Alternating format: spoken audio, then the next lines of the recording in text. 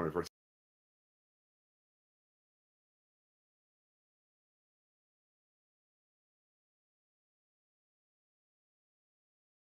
on trial, or they in the first season when they make him relive his crime, they think he murdered that guy, and he's like, the woman on the planet that he's with is smoking a cigarette, and I think it's him that says, "Oh, that was outlawed like 200 years ago. It went by the wayside," or something like that. So there is a cigarette in Star Trek at some point. It's been 1 year of Trek Live. Welcome everybody to episode 47. In this episode, we're going to be kind of reviewing our year and kind of talking about our experience for doing Trek Live for 1 year. Yep. Absolutely, and we're going to talk about kind of our hopes going into season 2 per se. We have a couple things that are in the works that we're going to maybe tease a little bit, things that are hopefully going to be coming in the next couple of months.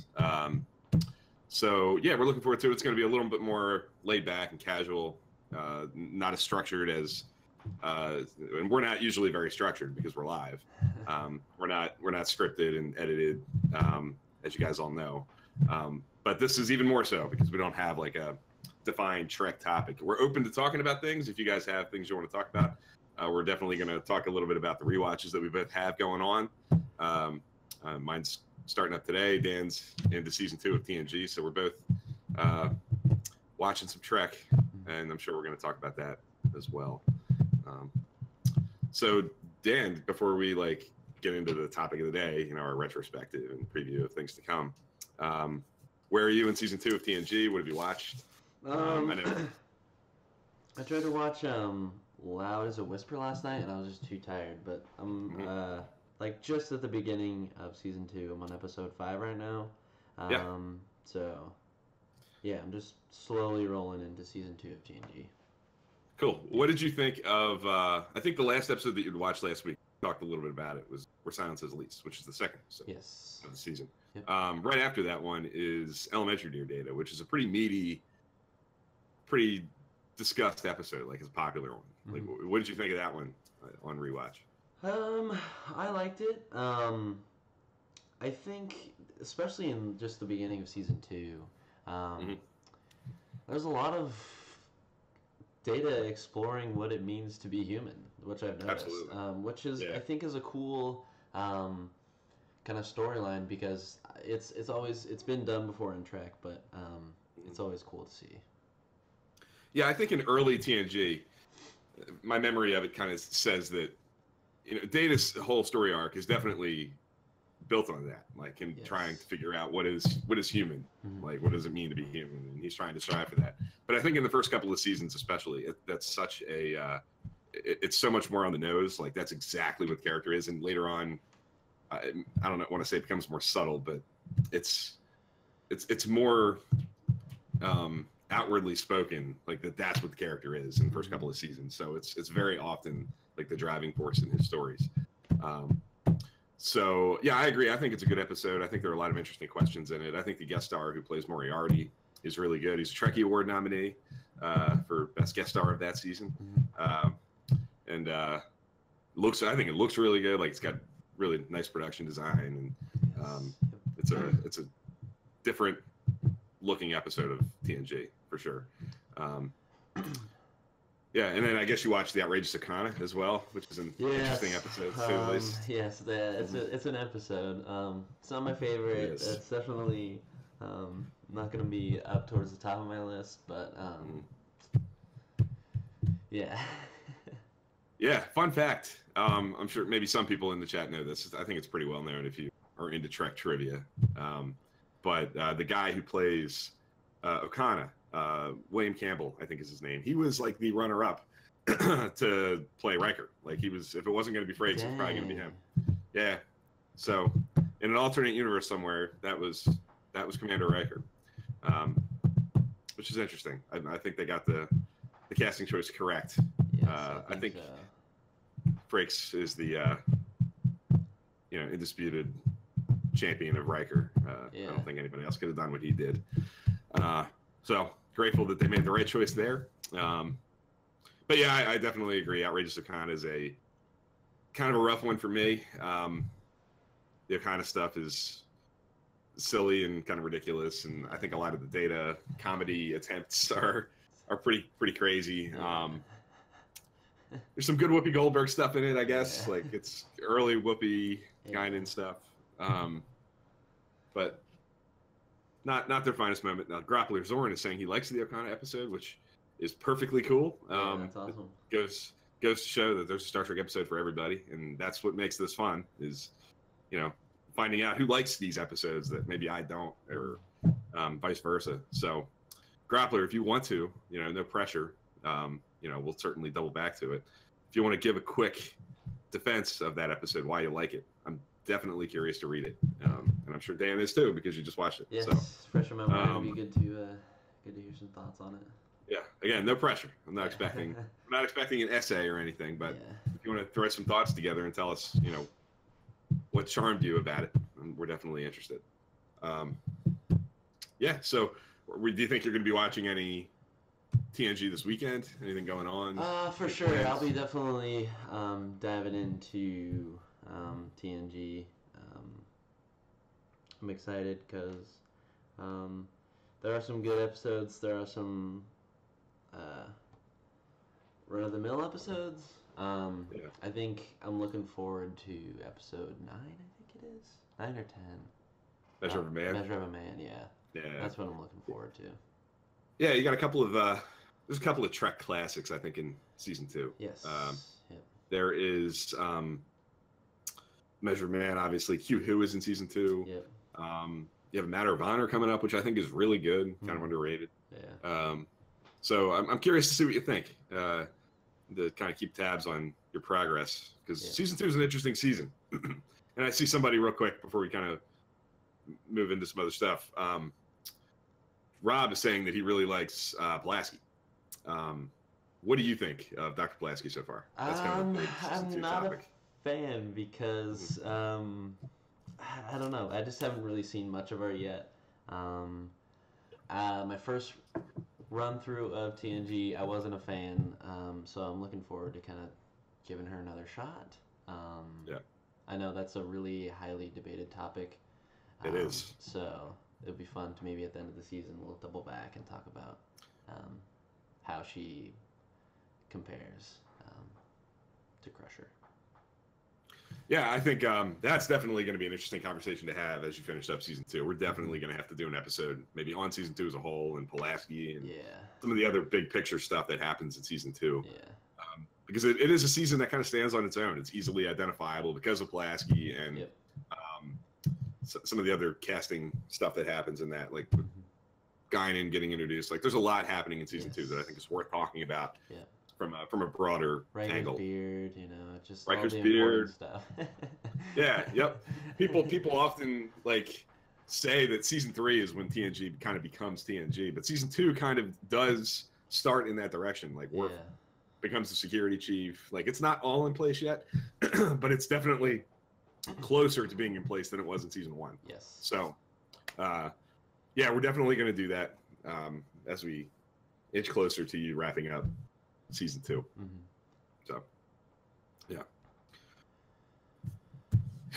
So today is a big day for me. I'm going to be starting my rewatch 3.0, as I've made pretty clear on Twitter, and going to be watching Broken Bow later today. So keep your eyes peeled on Twitter. I'm going to be, like I said, I have a plan in place for each episode. There's going to be a review, like I always used to do, with like a letter grade.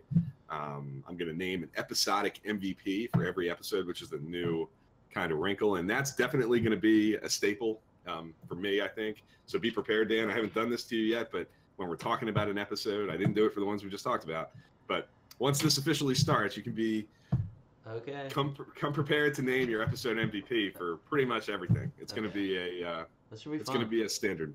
I'm really this is what has me excited about the whole rewatch thing, because for me, I've seen all of this stuff really many times. So the whole goal for me is to find a way to give myself a new lens to watch through. When I first did a Twitter rewatch, the new lens was a couple of different things. It was sharing my opinion and hearing other opinions. That made it fresh and new. But in that first rewatch way back in, I think, 2015, that's when I decided to rank everything one at a time. That forced me to look at things from a more critical angle and comparing and analyzing and trying to do it that way. So that gave me a new angle to watch through. I also, that's when I did the Trekkie Awards. That was a whole nother thing that was designed to force me to look for things that I wasn't necessarily watching closely for. What episodes have the best cinematography of the season, visual effects of the season. So this is the MVP thing is kind of the same idea. It's hopefully going to force me to resist the temptation to kind of, because I've seen it so many times, to treat it like it's almost background noise. Like it's easy to kind of just turn it into like comfort noise and watch it, but not necessarily like fully get absorbed in it, because I know what's coming. I know the stories. If I'm doing other things, it's easy to get distracted and kind of just passively watch. But if I have this mission to kind of be on as I'm watching things, it kind of forces me to choose when I watch more wisely and to dedicate my attention to it. So the MVP idea is to do that, but it's I'm hoping it's interesting. Yes, Rob's asking if it can be literally anything. It can. It can be, I mean, whatever you want it to be. For me, it's going to be performances. Like, what's the best performance in the episode? If the performance that I'm thinking of is like it's pretty much going to be, when I think of that episode, what's the element that comes to mind immediately in a positive way? Like, what's the single best aspect of the episode? So it can be the cinematography. It can be score. The score. Okay. It can be the score. It can be any element of the production or a performance from a regular or a guest star. It can be the writing, if you think the story, the script, the dialogue. Whatever stands out to me as the best element is going to be the MVP. And it's purposely kind of vague. You can treat it any way you want. Whatever you want. Yeah, you can set your own rules for it if you like.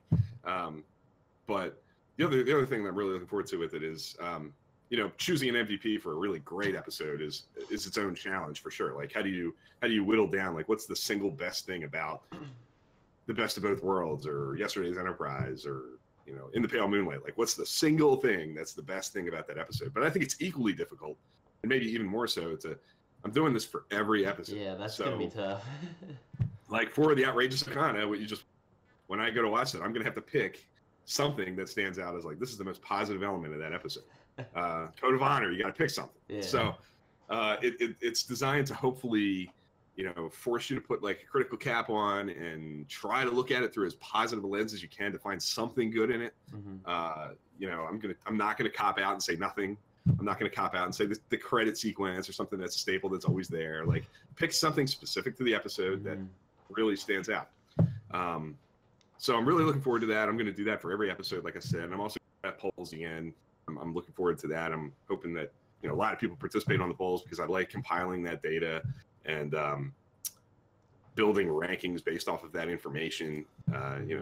Putting all that into a spreadsheet and figuring out what the community out there, people who follow me and people who like to talk about Star Trek on social media, think of these episodes kind of on average. And I did that before with the last rewatch, but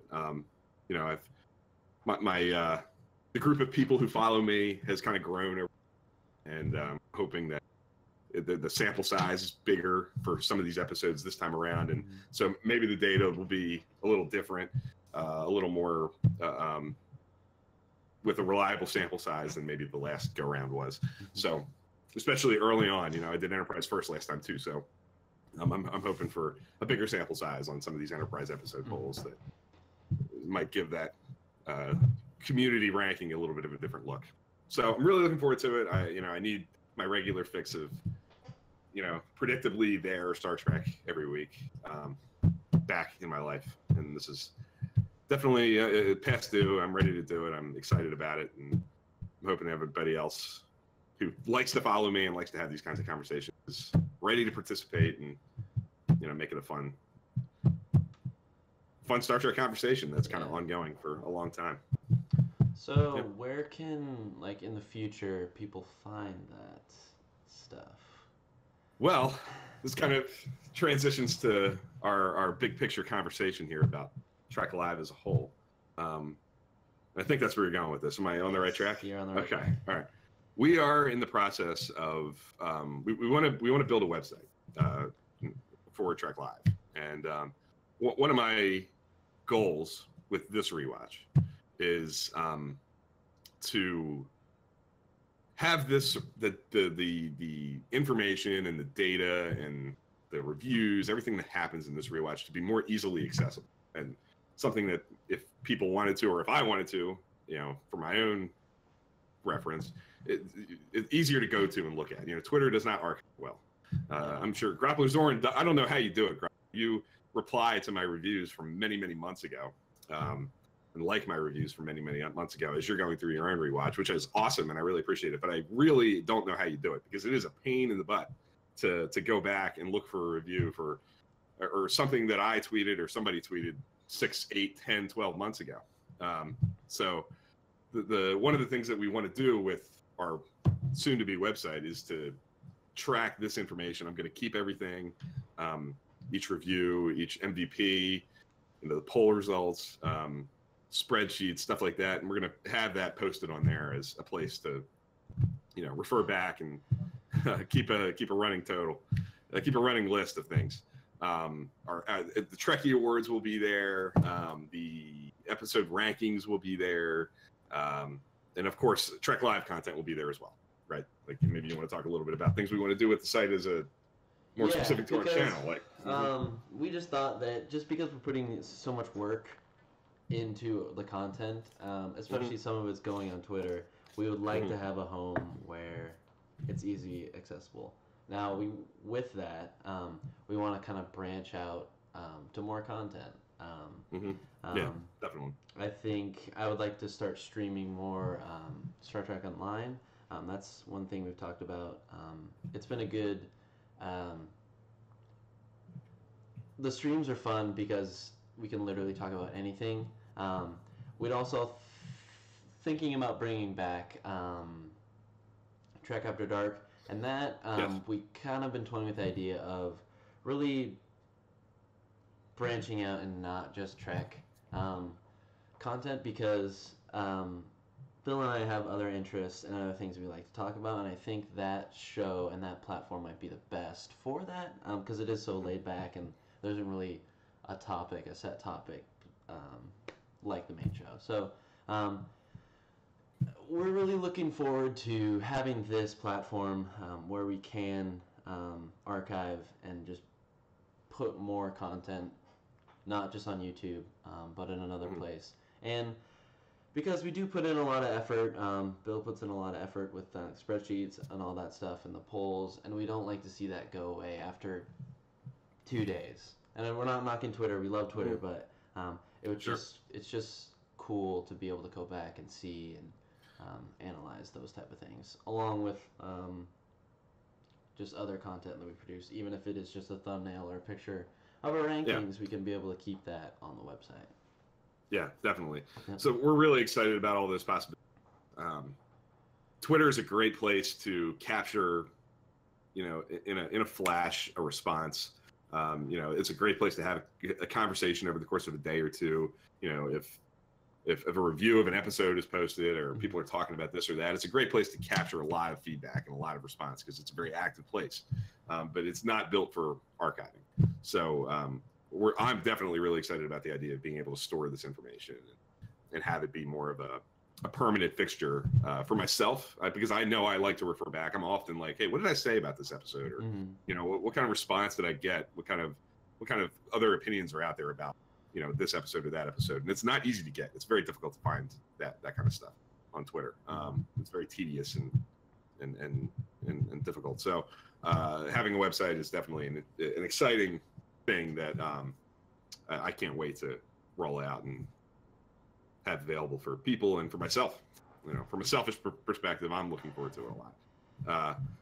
But the other thing that you kind of alluded to there is, we did a couple of Trek After Darks way back when. These very like weeknight, usually like very casual topic-free, just loose discussions about whatever we want to talk about. And part of the reason I really like that is I think, not to toot our own horn, but I think the strength of what we do, Dan, like with Trek Live, is that it's live and that we're accessible. And, my favorite thing about our show is that we're not, like other podcasts, which we love. We like to do something a little different. We don't talk to each other and then post it and kind of wait to hear feedback later. Like it's instant, and we feel like we get to know you guys, and hopefully you feel like you get to know us a little bit, our personalities and how we think and who we are as people. So by doing things like Trek After Dark, where maybe we talk about Star Trek, maybe we talk about a movie that we both saw that week, or movies that we want to see. We're both big movie guys, film guys. Yep. We're both into sports. If we're talking about something like that, and you guys are just interested in coming to hang out and talk about whatever you have going, hopefully it makes us more accessible and more real to you, people that you feel like and I think that should hopefully make it a little bit more of a satisfying connection to have. That it's a better way it's just more ways to know us.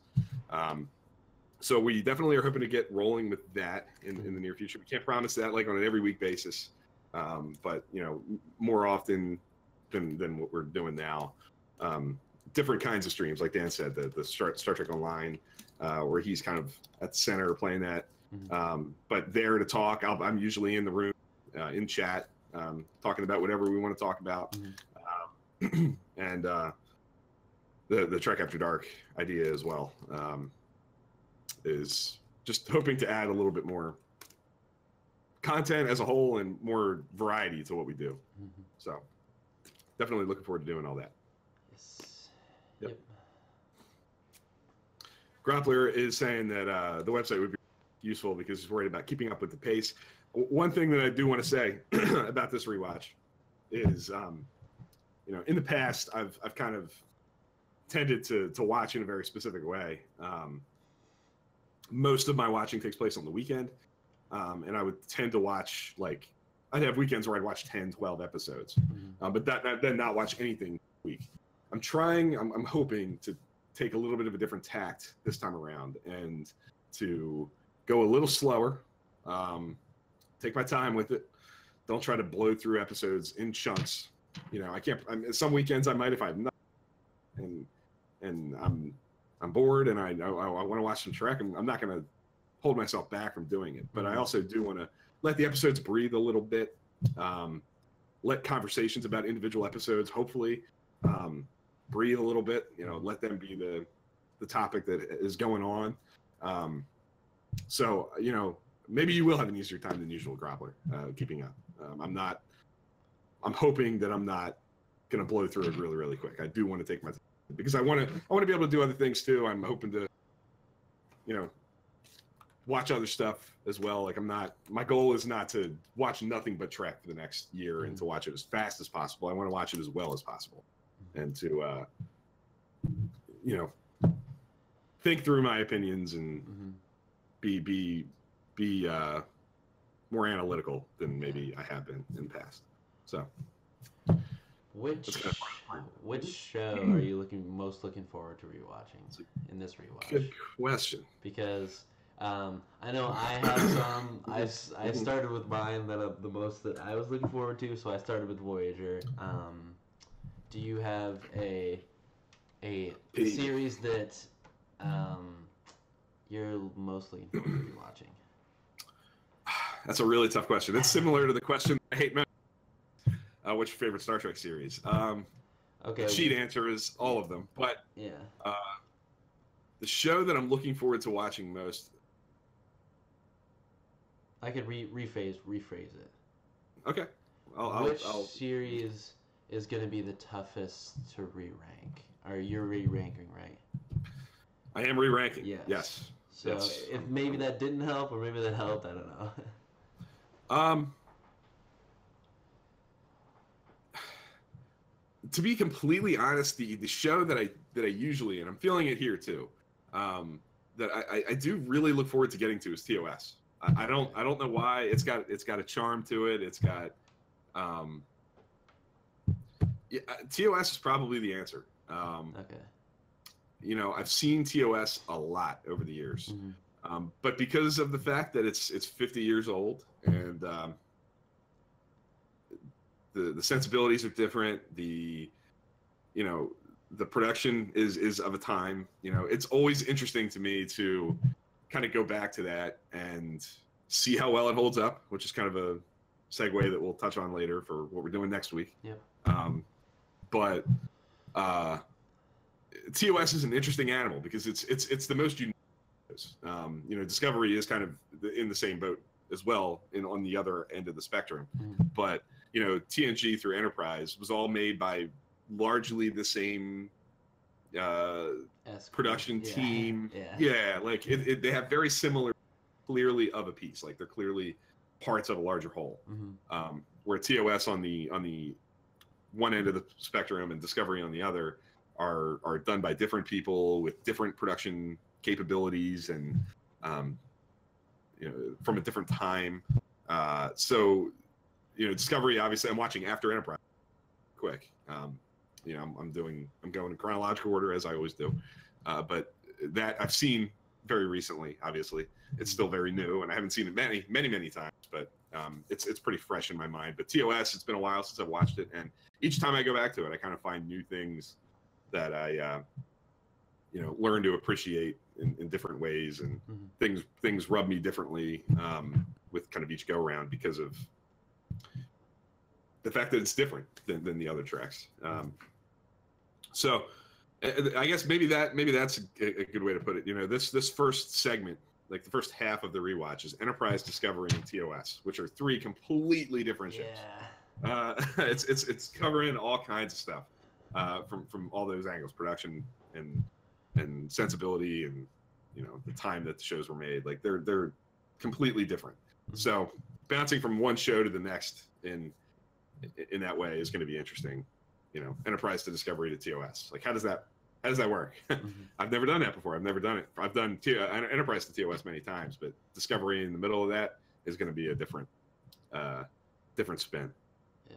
So and after that you get, for me, after I'm done TOS, I watch the 6 TOS movies, and then I'm into the 24th Century, which definitely kind of does feel like all three of those shows, TNG, DS9, and Voyager, are very distinct, very different kinds of shows. But on one hand, they're distinct and they're different, but on the other, they kind of do, like I said, feel of a piece. So that once I'm into that, it kind of you're kind of into 90s Trek, and it all kind of feels homey and comfortable and of a piece. So for a new experience, I'm looking forward to that first half. And different production elements and stuff. Yeah, so for Grappler Zorn, it says Enterprise for me, since I've only seen season 1. And that was when it actually debuted. Grappler Zorn, you've got just a good show coming to you, I think. I'm surprised that a lot of people haven't seen it all the way through, but I always and I've just recently kind of rewatched it and kind of seen in a new light, so I definitely recommend it. Yeah, I'm looking forward to hearing what you have to say, Grappler. I do follow your responses to my reviews. I know you're kind of going through Voyager, wrapping Voyager up, and Deep Space Nine you were kind of going through for the first time. So Enterprise is going to be interesting. I hope you stick with it. I think that given, getting too ahead of myself, I think it gets really, really good. I agree with you. I think it's a good show. I think if you're patient with it, it sneaks up on you. It gets good really kind of quick. At a certain point, you might struggle with it there at the beginning. Maybe not. I mean, there are people who love Enterprise all the way through, and there are Enterprise fanboys like me who don't have an issue with really much of it. But some people struggle with the beginning of the show and have to get to a certain point when it starts to really fire on all cylinders. So I hope you're patient with it, and like you have been with going through Deep Space Nine and Voyager, and I have a feeling you're going to like it. I'm looking forward to hearing what you have to say. So, Rob asked a great question. Do you think you'll find any hidden gems, Bill, in your rewatch? I hope. I'm sure. I mean, there are times for sure that my opinions of episodes definitely change as I change, as I age. My life experience changes around me, and I'm in a different job than I was when I watched it a couple of years ago. I totally expect there are things that will speak to me differently. Just like I think happens I think that would happen to almost anyone if you go into it with an open mind and you take a fresh perspective and you don't watch it as background noise and say, oh, I've seen this before, and just kind of have it on in the background. And that's the easy way to like reinforce your old opinions that you think you have. But if you really sit and you give it the time and let the episodes talk to you, you're gonna maybe find new appreciation for things you didn't think highly of, like Threshold or Move Along Home. You never know. I'm not expecting huge turnarounds there. Maybe they're not as bottom of the barrel as I quite remember. But I'm gonna have to look with a positive eye, because I got to pick who's the MVP. Yeah, who's the MVP of Move Along Home. Yeah, that's a whole new challenge. So I can't just turn my brain off and say, oh, this episode sucks, and not really watch it. Like, I need to have something to say about what was good about it. There has to be something. It can be something small. It can be something that doesn't make the episode good as a whole. But I got to find something to say. So you never know. Yeah. Just kind of going to you for a little bit, Dan, because you've been rewatching consistently since we've been doing this, and going back to before when we were talking about Trek Live, way back before this was officially a thing. We had private conversations talking about this, planning it for months and months and months before we started. And you were rewatching Voyager way back then. So from the time we've kind of been talking about, you've been watching Star Trek. You've rewatched Voyager, you've rewatched Enterprise, and you're into TNG now. Has your opinion on those shows changed? You kind of alluded to maybe Enterprise had shifted a little bit. Like, how did the rewatch for you, change things, if at all, for what you've seen so far? I think it changes things, especially when I don't know how to process an episode. It helps, like, this helps me kind of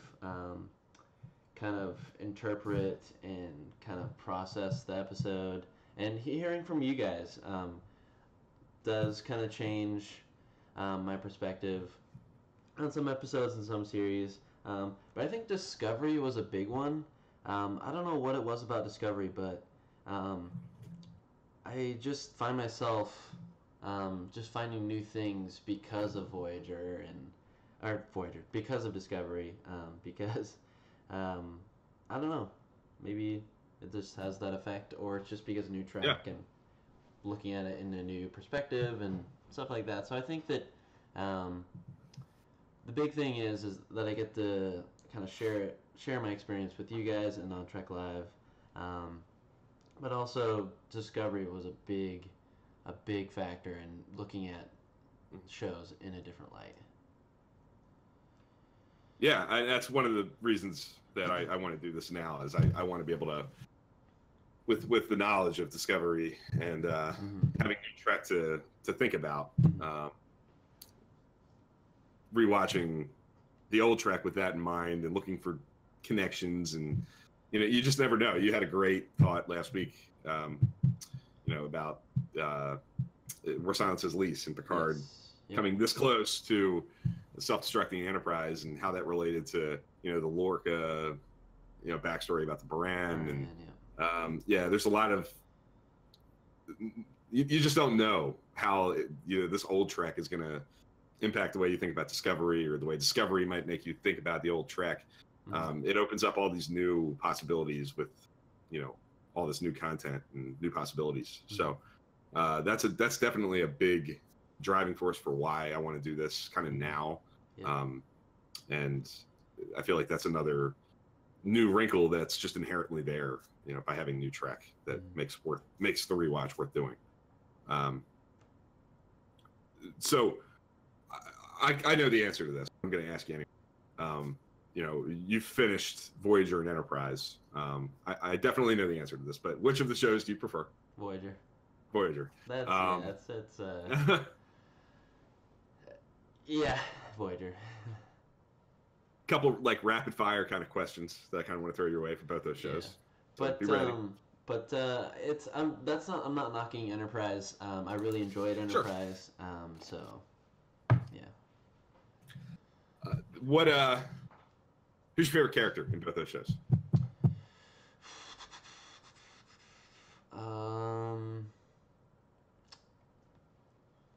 Voyager stuff. My favorite character in Enterprise is Trip Tucker. For Voyager, that's a whole different kind of conversation.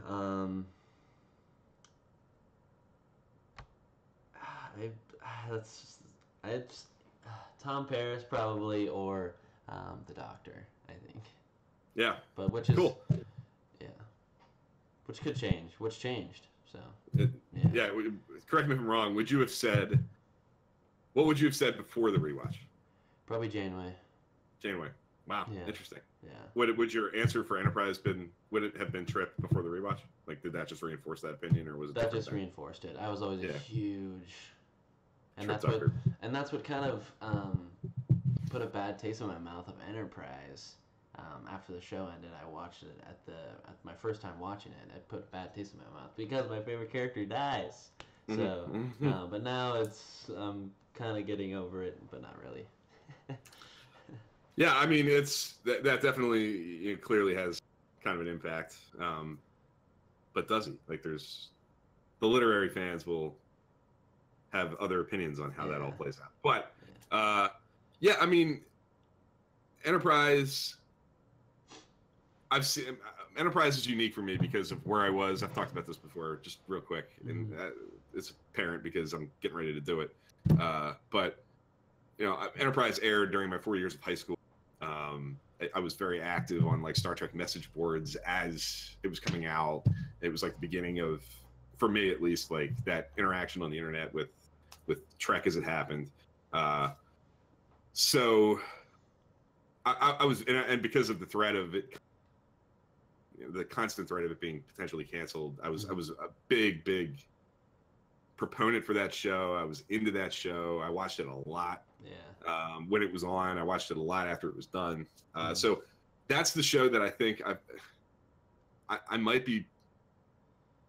I think I'd be most comfortable saying my opinion won't change much because I feel like my experience with it is so kind of recent, and it's the most recent, I guess. And I don't know. I have this special connection with that show that I think is unlikely to change much. But you never know. I mean, there are things that definitely shift over time, and different characters might pop up and down the list. But I would agree with you. Trip is definitely my Enterprise character. But I say that now, and especially at different points of the show. So a lot of the time I'm tempted to say, T'Pol might be the best character. So I'm kind of curious to see. Maybe that's something that, I can talk about as I'm going through it. Yes, Grobbler's Arm. This is a spoiler-free air, or spoiler. There's spoilers. Sorry. Yeah. Yeah, Rob and Thad are saying we need to jump into the literary universe. As far as Enterprise goes, we do. We know. Definitely.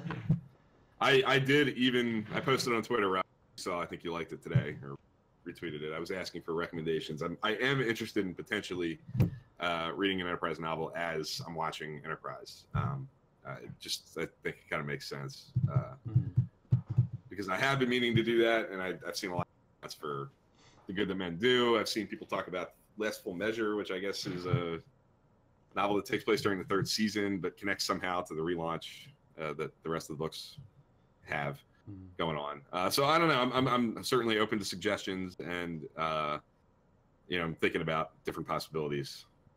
But I'm definitely interested in opening up that world that I haven't really dived into yet. Yeah. Is your perspective, Dan, on the Next Generation changing at all? I know you're that show, you're not into the meat of it, but is anything standing out as like, oh, this is different than I remembered it? I think my pacing is a little bit different. I think the first time I took a break from season 7 of Voyager because I knew it was coming and I couldn't handle it. So Yeah. I went into season 1 of TNG right after that in my first watch through them. And I remember going through season 1 and season 2 very quickly and liking it. So that's one thing I've noticed, and that may be because I'm like in a different place, and kind of taking my time and being very analytical and watching and stuff like that. So it's definitely a difference for sure. And that's the thing that makes it. I think that's the reason to rewatch, because you're inherently going to be in a different place in life. Your perspective is going to change. What you're doing in your life when you're watching it, the circumstances that got you to that show. Like you said, you were going into TNG for the first time after you were done Voyager, right? So, and Voyager was the show that got you into it. You had an emotional connection to that show. It was like opening that world for you. So, like, that's something that is never going to really be replicated. Yeah. So it's a whole different experience watching TNG without that, taste in your mouth. Yeah. And each time you do it, every time if you do it a little differently, and like I said, just your place in life is going to make it different. Yes. And I guess this is a question that I've always kind of been interested in, and I like hearing people's opinions on. What do you think makes Star Trek so kind of, at least in my opinion, and I think in your opinion too, so uniquely rewatchable? Like, there's a lot of great TV out there. There's a lot of good stuff that some stuff I rewatch, some I don't. But clearly, for Star Trek fans, Star Trek is infinitely rewatchable. Like, do you think there's something about it that, or a couple things about it that make it so easy to go back to? Keep watching it over and over again. Yeah, I think it's the universe, because I have rewatched shows in the past and it's just different. I think it's the universe, it's the number of characters, the number of arcs, and with other shows, I feel like you're in a box. You're in a X number of seasons, but with Trek, there's so much that there's so many kind of different areas of the universe that you can explore, and Agreed. I think that's kind of one of the reasons why it makes it so rewatchable, I guess, is because of that. Yeah. You took the words out of my mouth. I think the size of the universe and like the all the connections, the canon, I think just because of how much of it there is, it's impossible to assimilate it all, like on the first go round. And on each go round, like, you're gonna find different connections and different common threads, and this episode or this season or this show impacts this other show differently each time. Like, there's so many ways to have different reactions to things because of how much of it there is. And the other side of it that I think is definitely unique to Star Trek is just the positivity of it. I think it's easy to go back to. Like, it's a pleasant thing to watch. There's not a lot of really negative, horrible stuff happening. Like, it's comforting. It's like, sometimes when if I'm at work all day and it's like a rough day at work and maybe I'm having a rough week, there are great shows out there that I love a lot. But I'm not necessarily always going to be in the mood to watch, horrible things happen to people that I don't think are good people. Like, there's a lot of shows out there like The Sopranos and House of Cards that have these really interesting, really great characters and really interesting stories. But I have to be in the right mindset. Where Star Trek, because of the positivity of it, it's comforting, like I said, and it's a good cure for a rough day or a rough week or a rough stretch. Like, it's soothing and relaxing, and makes you feel good about yourself. It makes you hopeful about people, and you know, the world. And I think it's unique in that way. And I think that's one of the reasons that it's easy to go back to it. That's certainly not like a new idea. I'm sure many people have, you know, talked about that in all kinds of different ways. And that's a common thread when people talk about Star Trek, positivity and the kind of healing nature of it. But Yes.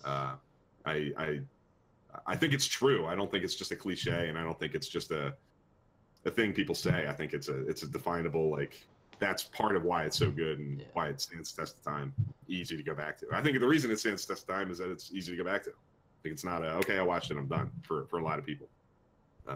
There's more to it, and it makes it worth going back to. Yeah.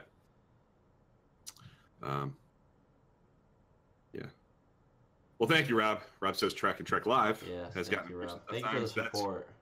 Absolutely. Yeah. Everybody who's in here, you know, everybody who's in here right now has been great since the early days. You guys have been here a lot, all of you. You've contributed to the conversation. You help drive what we're talking about on a weekly basis.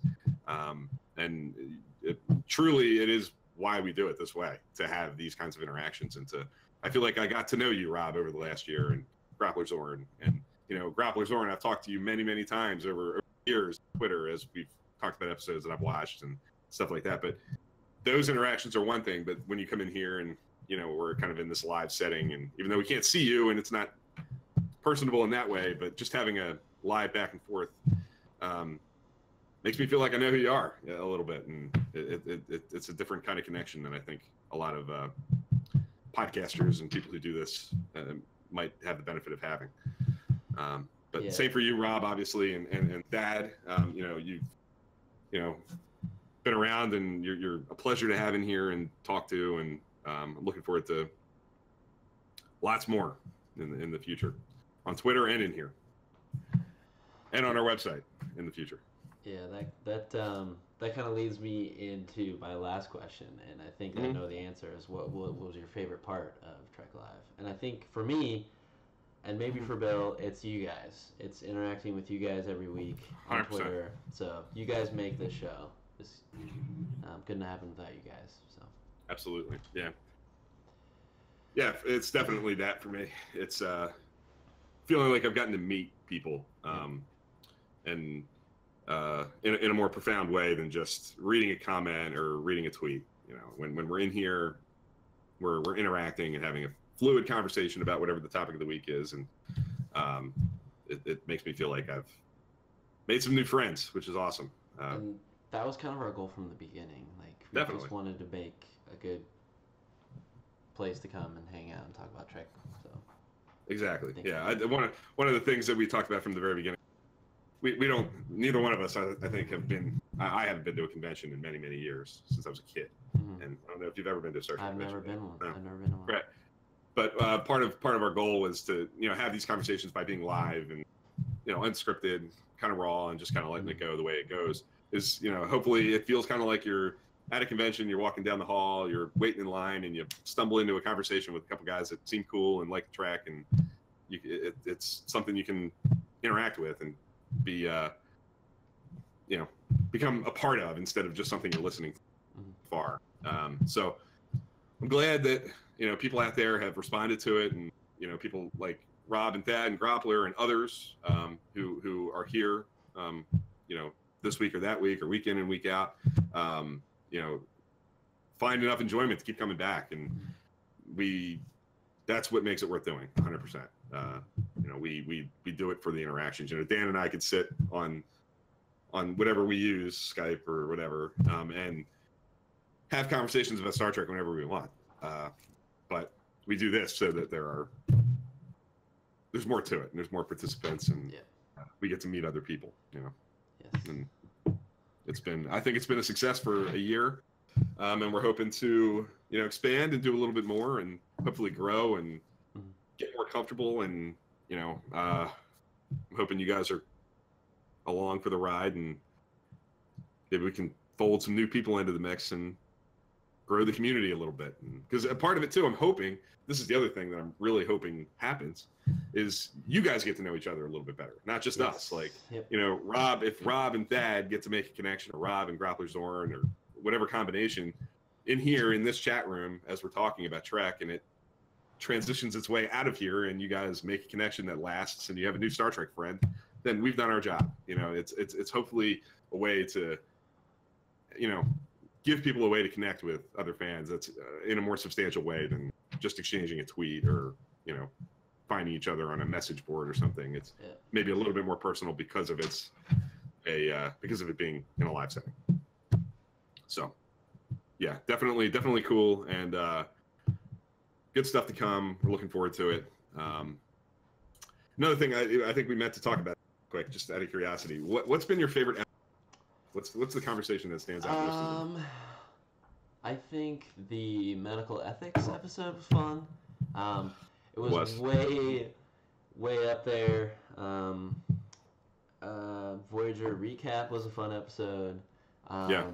And any Discovery, post-Discovery episode was super fun to come and talk about new Trek and hear your guys' thoughts and hear Bill's thoughts. And before, like, Bill and I wouldn't even talk before at that, so it was just good to, it was just a fun time. So I'll miss that, and I'm looking forward to season 2, doing that for season 2, so.